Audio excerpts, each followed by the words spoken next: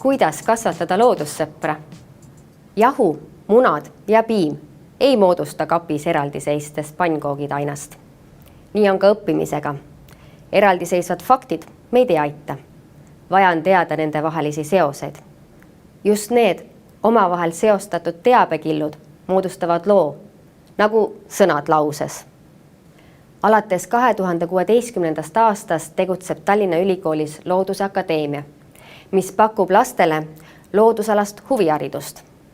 Algklassi laps mõistab keerulise sisuga loodusteaduslikke teemasid, kui neid siduda igapäevaeluliste tegevuste ja kogemustega.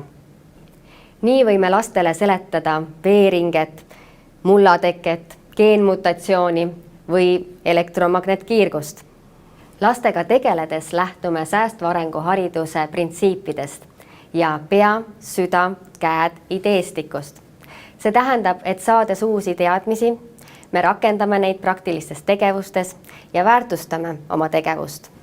Kusjuures sellisel viisil laste juhendamine annab ülikooli õppejõule väga tähendusliku ja põneva kogemuse.